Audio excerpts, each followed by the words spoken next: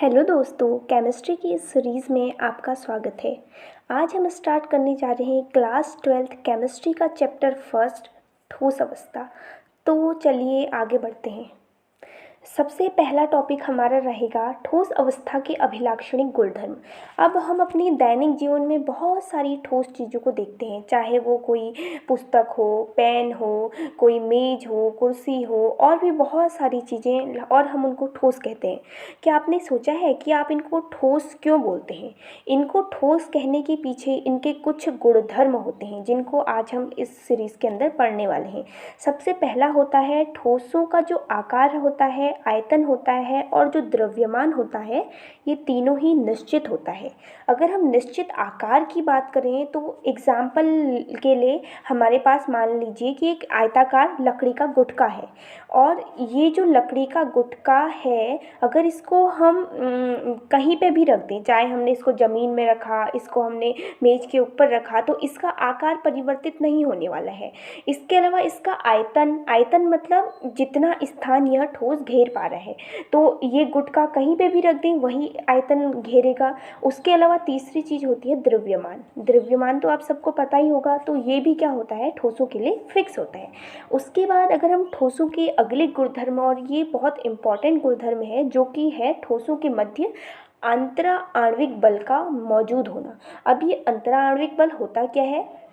जो ठोस होता है, ठोस ही नहीं, इस ब्रह्मांड की कोई भी वस्तु जो होती है वो छोटे छोटे मूलभूत कणों से मिलकर बनी होती है। उदाहरण के लिए अगर हम मानव शरीर की बात करें तो हमारा शरीर भी कोशिका रूपी सबसे छोटी छोटी संरचनाओं का समूह है।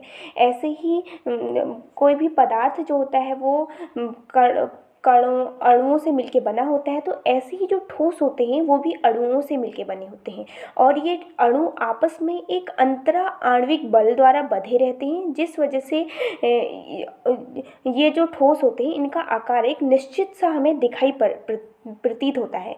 और ठोसों के मध्य जो अंतरा आणविक बल होता है ये अत्यधिक प्रबल होता है।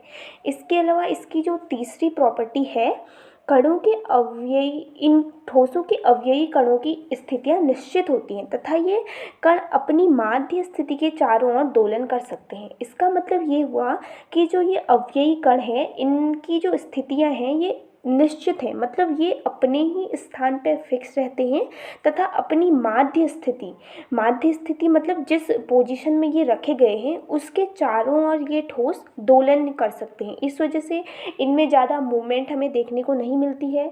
और अगला गुण है ठोस असंपीड्य और कठोर होते हैं।